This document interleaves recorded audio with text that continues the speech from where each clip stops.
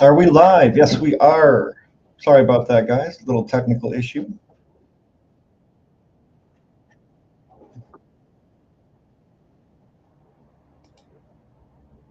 There we go. Oh, how is everyone today? I hope everyone's having a phenomenal day. Got some pretty cool stuff for us today.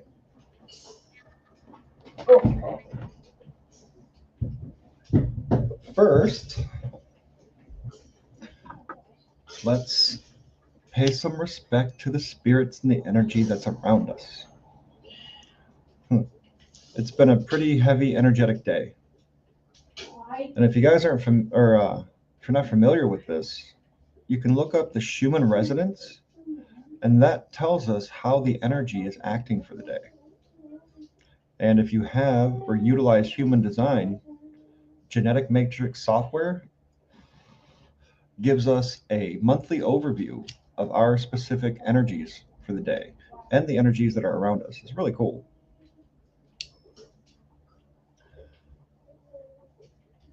All right, let's get the party started. Woo! So this is one of the tools that we're going to be hanging out and playing with today. And what I'm wearing is called a tensor ring. And the coolest things about these rings, guys, you might even feel it. Can you feel that?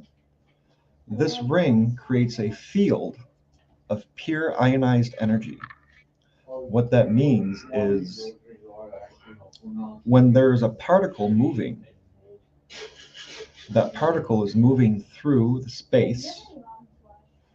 And when it's ionized, it moves fluidly. There's no resistance through it. So this is a column of just pure energy with no resistance. And as you stand in that field, so I'm wearing this, now my central nervous system, my column, is in a field of nothing but pure positive energy. Feels great. And I get this tingling sensation coming down my jawline here and going into my mouth. Very cool.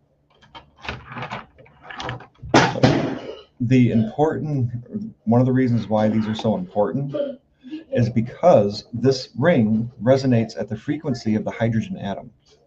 Our bodies are made of those atoms. So it brings all of our atoms, all of our molecules into an aligned, balanced state or cohesive state. And in doing that cohesive state and doing that, it makes it much easier for us to be cohesive and create that mind, heart, and stomach connection. When we do that, sorry, tool fell. When we do that, we have some pretty amazing things that we can access. Not just streams of consciousness, but innate abilities that lie dormant in each and every one of us. And it really helps us to let go of the stories that pose limitations on us. So with that, let's get into some drum beats here. Here is what is this one? In the Heart of an Ancient Forest.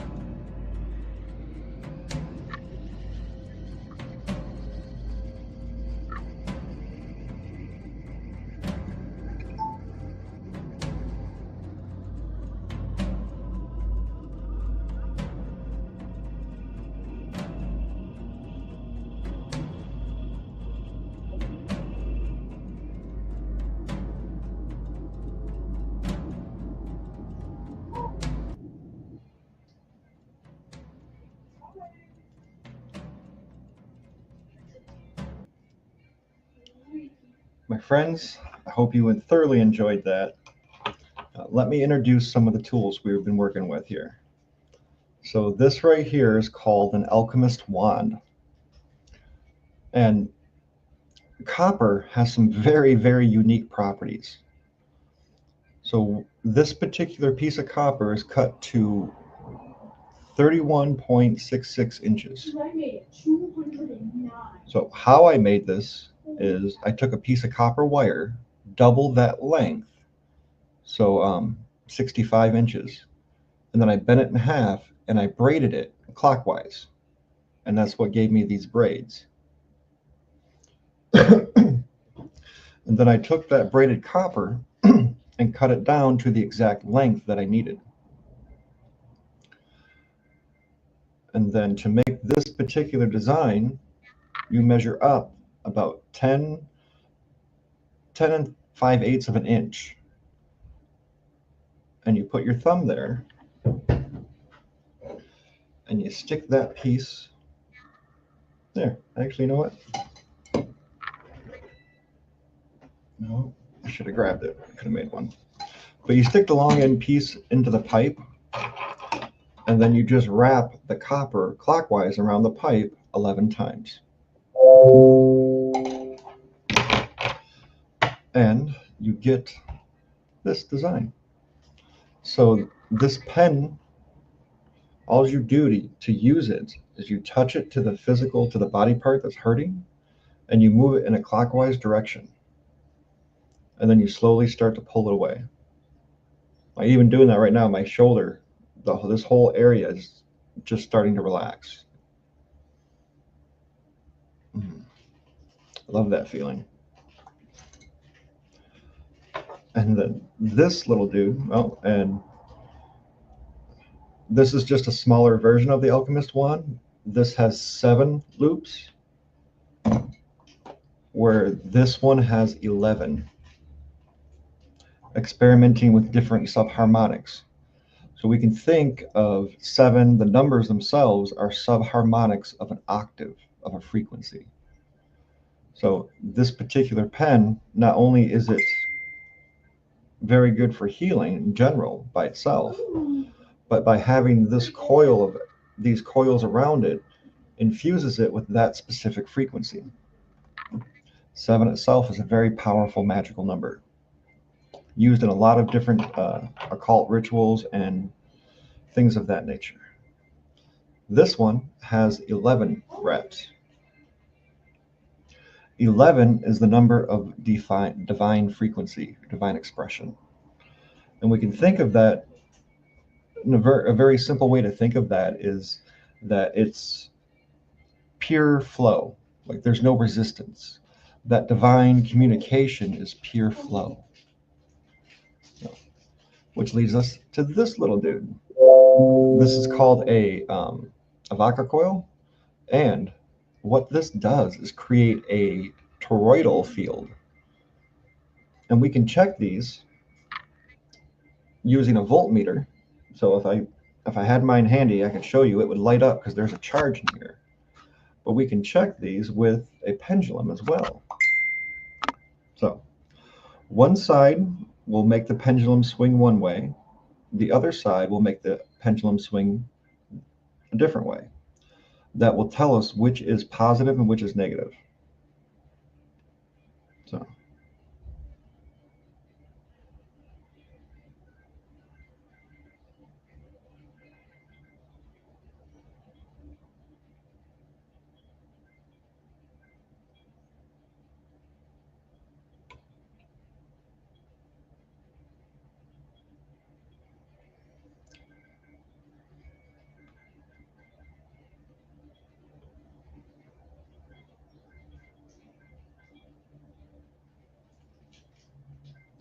So it swung circle and clockwise with this side.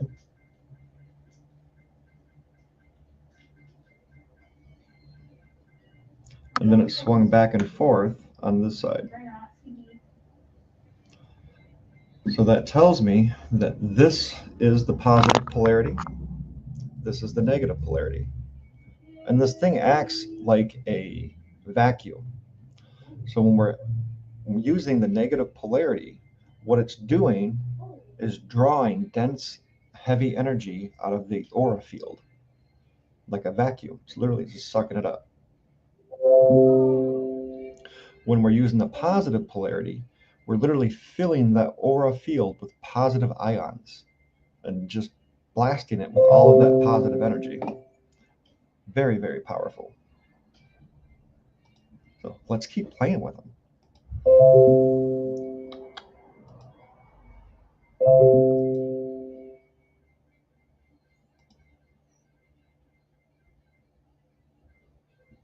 So let's see here.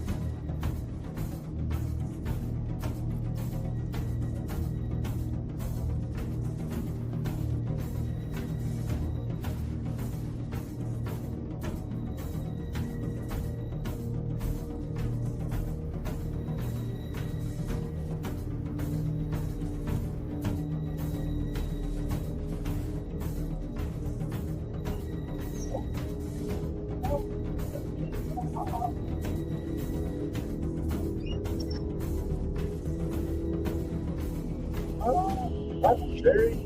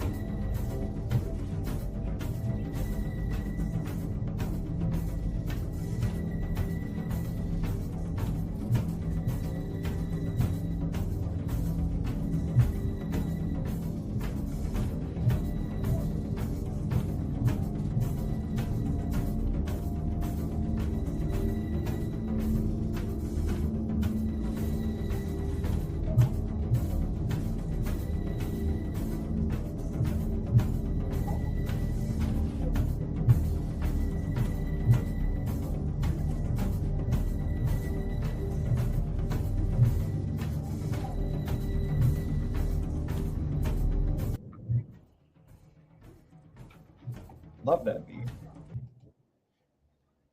How are you, Miss Willow?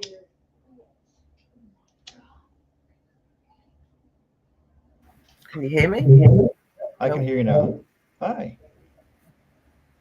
Oh, good. Hello, how are you? I am very well. Enjoying some new tools I got to play with. Yeah, no, I was watching the video earlier, the ones where you just made those wands. They look really cool. Yeah, check it out. This thing right here. Yeah, they look I had really a cool. That's pinch the shoulder. 11 ring one, isn't it? Yep, this is the Alchemist wand. Yeah, that And one connects you to the divine, did you say? yeah, so Mm. this connects to the energy field and pulls out any resistance. Energy in the field Hmm. or resistance in the field is what we experience as pain. Yeah. So, Oh, that'd in my probably be good for me with my grieving and that. oh yeah, this thing has been so freaking powerful. I have a friend who has really bad knees, and we've been using it on her Oh, yeah. knees. She's been able to. She was out running around, literally running. No, And then that this, sounds really good. I have my arthritis and stuff like that, so I get a lot of pain. So that'd probably be really good for that as well. oh yeah. And then this one's the same. It's just a smaller version of that one. Yeah. But this thing has been like, I don't know. This seems like more like a pick. Like it's very fine tuned. I was doing some Yeah. energy work on my chakras, and it was like I was able to like scrape off residual residue that was inside of it. That was pretty weird, but it's pretty cool. That's cool. That This sounds is really cool.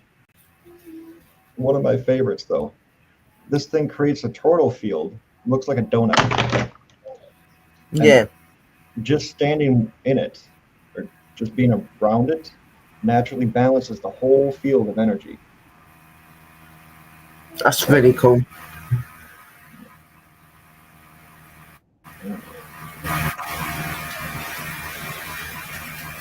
And these are super easy to make. So if anyone listening, if you go to sacredmeasures.com, it'll give you a list of the lengths and the frequencies, and you can make these and sell them. A lot of people do. Well, I'm doing well. I've got somebody that's going to be doing my Reiki 1, 2, and 3, and I'm going to be. That means that I'm going to be able to become a master in Reiki, and that's it'd be quite cool to have a tool like that for people with pain and. Oh yes, wonderful. When are you taking your course? I've Sharon, my friend, her mum's a master in it. She used to educate and teach and perform it on people. But she said the other week that she was gonna train me from 1, 2, and 3. She's gonna refresh Sharon on her 1 and 2, and then do her 3 with her. So I'm getting all of the paperwork hopefully this week. So start reading it up, and so hopefully by the end of the year, hopefully I'll be a Reiki master, be able to teach it and everything. Yes, love that. Yeah, that'd be really cool. That would be really cool. I am also a Reiki master teacher. It's very fun. Yeah, it is. That is the one thing I want to do, is to be able to teach it, but I've always wanted to be able to do it on people, because with that sort of thing, you can do it on people or you can do it on animals. Sharon always wanted to do it with animals, to help animals, and I've always wanted to do people. Yeah, you can do it on pigs too. I would Reiki had a bunch of roses, and I would Reiki them, and they grow really, really big. Yeah, that's what I mean. I could use my energy to do a lot of things. And that would be really interesting to see how the fairies like it too. I dig that. That'd be really cool. But when they suggested it and that, they got really excited, and I was like, so this must be a good thing. Yeah, that's cool. Well, it is cool. It is, especially if I go to nature and something needs to be healed. I'd be able to do it with them instead of leaving it to them and me just putting water and things down. I'd be able to use my energy, because I already can do it. It's just having the master and being told, that'd be really cool. And practice, like when I got my attunement, not really much to change when I got my first one, but when I got my second one, like things just started clicking. I was like, oh, I can do this. I got a lot of downloads, I guess would be an easy way to say it. Yeah. Connected the channel to where like they were waiting right there. Then once I made the connection consciously, they're like, bloop, there you go. That's pretty cool. Yeah. It'd be really, really cool. Now learn me how to use my energy properly, because obviously I do my chakras and stuff like that. So the Reiki side to be even better, I think. So yeah. And one of the things that helps with that is this little exercise. Clapping your hands real fast, rubbing real fast, slowly pulling apart. Feel that connection? Yeah, I always feel the energy. I always can feel that warmth and that pulling. Now, you just feel it like radiating in your hands. Turn it into a ball. Can you feel that ball? Yeah, you can feel it. Feel the warmth under your hands as you're holding it. It's strange. I've always been able to do it. Everyone's always said it to me. Like when I've gone up to them and they go, oh, I've had a bit of a bad back today. And I've gone, oh, bless you. And I'm like, and they're like, whoa. I'm like, what? They go, where's the pain gone? I'm like, it don't hurt. Always been like that. So I know that I'm supposed to be a healer. You know what I mean? I'm most definitely supposed to be. And when my mum was sick, before she passed away, and that where she'd swollen so much, she'd get loads of pain in her legs and stuff. And when I'd come over there, she goes, you couldn't put your hands on me, could you? She goes, you got magic hands. She seemed to take the pain away, so I'd have to sit there holding her legs, and she wouldn't be able to feel no pain or anything, bless her. But yeah, she goes, you just got magical hands. I don't know what it is. I said, it's called healing hands, Mum. So I might not be able to heal you from what's wrong with you, but I can heal you from your pain. So you don't feel it while I'm here. And she just, did the same thing with my dad when he had cancer. He was very afraid of being in pain. And so at the time I was working with 4 other healers that did, I forget what they call it. They had these machines, it was sound healing, but they had these machines that would project sound out into like any part of the world. It was very, very cool. So I had 4 of them for him, and he he would comment almost every day. He's like, I can't believe I feel so good. He goes, I know I'm dying. You know, and and it did. She would sit there, just sit up with a big smile on her face, and I'm like, "What are you smiling at?" She goes, "Course, she goes, it's really good to come for none of the pain in that way at the minute." So that's why she used to dread when I went home and stuff like that, because she knew that if she got it in a couple of days, she'd have to wait till I come back to do it again. So that's how I'd do it. I would just like put my hands on her, and I weren't trying to do anything. It's not like I was channeling into trying to take anything. I would just put my hands on her because I knew I had that sort of touch, and right. it took it away. You know what I mean? But yeah, That's it was really weird. Sorry, guys. 1 second. Yes. I will talk to you in a moment about it. Can you not see that I'm engaged in something? Thank you. Love you. Dad, did you make the nachos yet? Not yet. I will make them after this episode. All right, guys. Nachos for dinner tonight. Mm. All right. And yeah, even this ring. So how we found out about these tensors, this technology is called tensor technology. David, I forget what his last name is. Hassan, I think. He's an archaeologist in Egypt. And he wanted to be an archaeologist since he was a kid. His hero was one. And he always commented about this little corner of the pyramid that he couldn't translate. So one day, David, grown up, went to work, and the light happened to hit that corner just right that illuminated the whole picture. So David was able to see it. And what he found was these lengths the Egyptians used for their copper, their silver, their gold, all of these things. Yeah. Hello, Sally Nina. Thanks for coming. I'm so happy you're here. That's another healer I guess. Oh. But in that, he denoted that this particular frequency, 177 hertz, is the frequency of the hydrogen atom, which is what our bodies are made out of. So when when I wear this on my crown, like I feel a giant column of energy flowing through my column, my central column, my nervous system, all of that. It makes me super relaxed. Yeah, I think that's what I need. I really do need that at the minute because I've been quite snappy and stressed because I've been trying to sort out the business all week and trying to do everything else. Then my garden decided to embed rats in it, so they were all in my shed and they'd completely made a home in my shed. So I've had to clear all of that out today. So it's just like, oh my goodness, yeah, it's been a stressful and a busy week. Yes. So this particular ring will bring all of our energy, our atoms, into harmony with my body, the energy that flows without resistance. And I have a larger one. Feels like that's something I need. Yeah. Where did it go? I can't remember. And what is it made out of? Copper. Copper. Yeah. Yeah. So to make these, you take a copper. So this one, 23.63, I think it was. So I took a piece of copper wire, double that length, so 50 inches total, folded it in half, and then I braided it clockwise. I stuck it in a drill and twisted it to get this braid like that. Yeah. And then I took the wire and cut it down to the specific length and then just brought the two ends together. Yeah. And when they touch, and if you put a voltmeter on there, or it's electrical to test electrical plugs, it will light the meter up because this has a charge to it. You can test them to see if they're working. And then from there, there's 6 different frequencies. Oh, and I found this out last night. There was a Viking frequency I just got. I haven't tested. I haven't made anything out of that, so I don't know what it does yet. But it was very intriguing when I found it. Lit up my sacral for sure. And this one resonates at the emotional body level.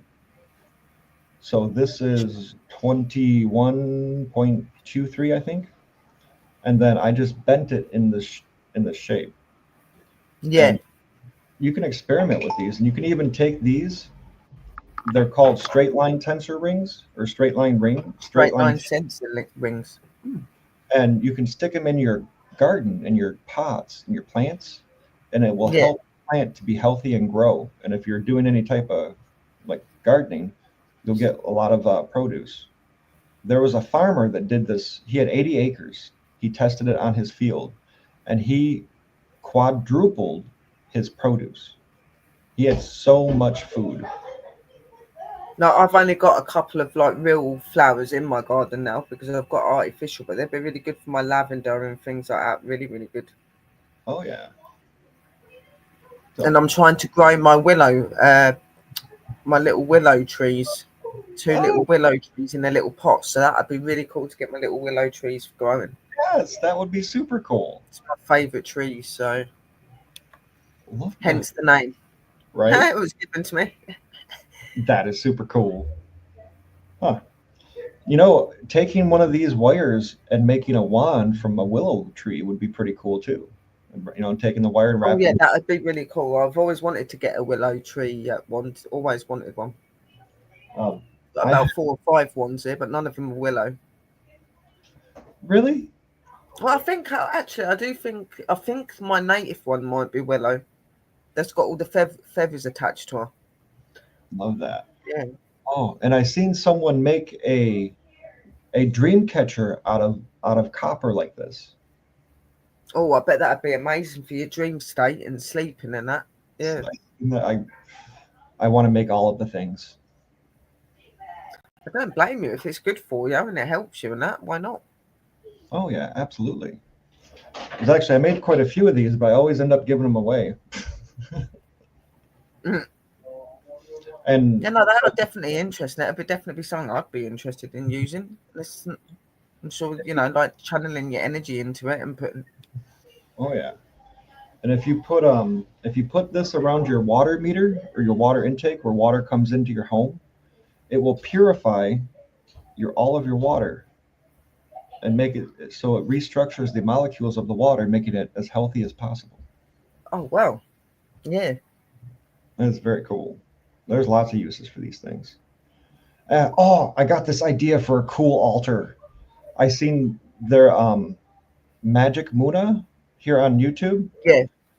He created this charging plate. So he had a bunch of different designs of tensor coils, and then he epoxied different stones into them to make made a flat surface. And he set crystals on top of that. And man, the energy off of that thing was phenomenal. So my goal is to make one of those tops as my new altar piece. Oh, that'd be really cool. That'd keep your stuff charged constantly, wouldn't it? Yeah. Yeah. Sounds really good. So can you feel anything from these? Yeah, I can feel like a warmth, like a strange, like. Where do you feel it? Like across, like here. Okay, cool. Huh. This is so interesting. These things are so cool. And you could make it moves around when you're feeling it. It moves around. It's like it circulates and goes to the areas that's needed. Mm-hmm. It's weird. Yeah, because what this is doing is seeking I've out. had pain in my arm and that, and at the minute it seems to be easing it slightly. So that's really cool. It moves to where we feel the tension or the pain in the body. Yeah, that's what it's doing. It's like here. I've been having that all for a few weeks. So I can actually feel it, because normally I can't really touch that because it hurts, but it's definitely doing something. Love that. I feel like a warmth heats up on it.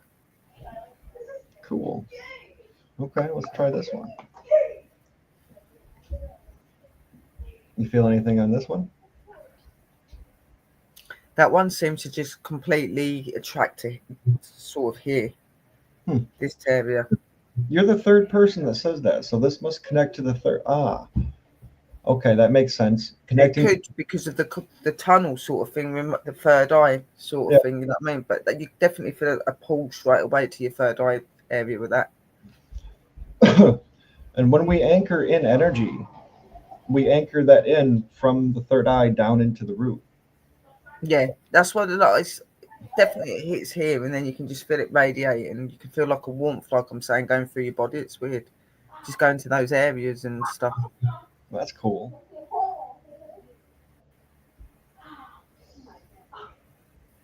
I can relate. LOL. Sully said that. Right? Oh, okay. Let's try this polarity.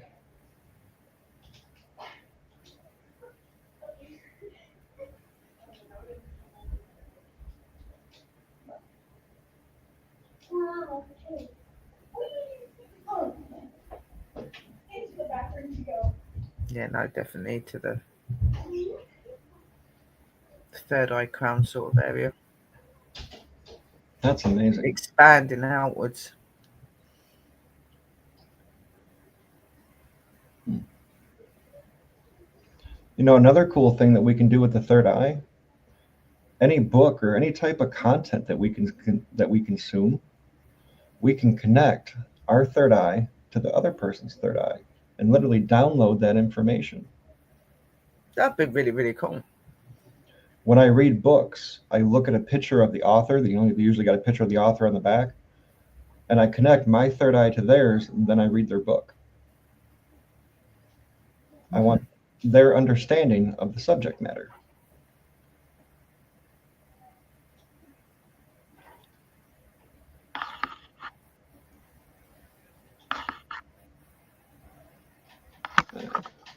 There we go. My friends, these ancient tools, so simple, so very freaking simple, and yet so powerful. Oh yeah. And one of the things that this really helps with, like studying these things, we're studying alchemy, the properties of the essence of the thing. So the essence or the energy of this piece of copper, how does it function? How does it behave? And then more importantly, how can I use it to help people or to make life easier? Yeah. I think that's important. Exactly. And I've been really surprised. Like I've made this 3 days ago and I've used it quite a bit since I made it, but it does not feel like I have to clean it. Like every time I pick it up, it feels like it's brand new. Yeah. So that's just the energy and because of what it's made of, I think. Yeah. I think that copper's a very purifying sort of energy. It purifies a lot. That's very true. Mm. That's very cool. Huh. One less thing I gotta cleanse. Yeah. Happy with that. And thank you for tuning in, Miss Solinina. These are very, very cool. Yeah, and they have what's called a galactic ring, which is, I don't know, it's a big one. And I haven't made one of those yet, but what they you said, could probably use that to open your head, your eye, like your eye, wide enough that you'd probably be able to, communicate with energy that's not of here.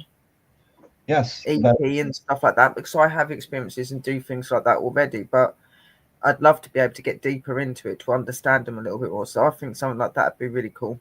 Yeah, that's exactly what I want to make it. It says that it brings all of the emotional or the energetic bodies into alignment. So when we look at the layers of the aura, we have several different layers. Each one of them, when they come into an aligned state, our energy moves up and down freely. We're able to move into the higher self, come down into the lower self. When one of those fields gets out of balance, we get stuck. It gets difficult. Yeah. So yeah. Like I'm open all the time, but I have my moments where I'm like I'm always open when it comes to communicating with the spirits and stuff like that. But sometimes when I go into communication with the ETs, it can be quite difficult because they're on another level and that. Yes. I have to go into some really deep meditation to talk to them. It was Mount Moriah, I think that's what it's called. It's in Ohio, but the energy there got to be a ley lines or something there, because that was a very easy spot to meet and communicate with ETs. That was the first time I was able to really easily do it. See, I think that with we have like Stonehenge over here. That's got to have something that goes through it. That's just got so much different energy that comes through that place. It's unbelievable, Stonehenge. Have you been there? Yes. Beautiful. That was a very weird experience going there. Really? How Very, so? very weird, but nice at the same time. Right. Well, I just remember when I got there and everything, it was really weird because like we pulled up in the car and that we was trying to find the area because it's all secluded off. So you have to go down this massive dirt track thing. And we bumped into some hippies and they showed us how to go back up to where to go. We didn't end up walking on the side where the Stonehenge was, but we walked on the opposite side of it. We could see it, but then we couldn't. So we got out of the car and we was like, oh, it must be over there or something. So we walked across this field and we got to this fence and was walking around. Can feel all the Stonehenge energy there. I was seeing spirit walking around. I was like, yeah, we're getting attention and everything. And I was with these other people and that. We go in the gate and come back out the same gate. The whole of the scenery had completely changed. It'd gone from a flat surface to hill. There were hills there. There was a fence. I was like, hang on a minute. That one there when we came in and we've just come out the exact same gate. It Wow. literally shifted. It was nuts. The car was half a mile down the road from where we'd originally parked it, which was really weird. That to this very day has baffled me. And one of my gloves got left at Stonehenge. So I've got one here that hangs on the wall and they've got one still back there. So that they were obviously connecting or some, you know what I mean? Because I did see them. Totally see that. I've done a ritual as well. I've done a ritual because I'd seen a few of them. And I see there's 3 or 4 figures appear in front of me in cloaks and stuff. And I just felt that ancestral energy when I was stood there. I was just like, well. That is very cool. Proper giving energy out. It sounds like what you're describing though is a time lapse. But that's what it seemed like it did, because we know we definitely didn't change the direction because we walked into that wood bit and we walked around and we just looked and we come back and where at the beginning when we came in there was a board that explains what Stonehenge is and everything, and when we come back into that area that board was there, so we knew we was in the right place. Went out through the one gate. It had one gate to come in and one gate to go out, the same gate, but when we come back out of it, it was not the same place. It just completely and utterly changed. That's crazy. Love it. Thanks for sharing. Yeah, no, it was really cool. Yes. And my friends, that is all the time I have for now. I have to go make dinner before I get eaten by little ones. Yeah. But thank you so much for tuning in and joining us. And don't forget, guys, this is every Friday. Oh, Lord. Every Friday at 7. And as always, from my heart to yours, there's much love for us all. So have a beautiful rest of the weekend. I'll see you guys next week. Bye.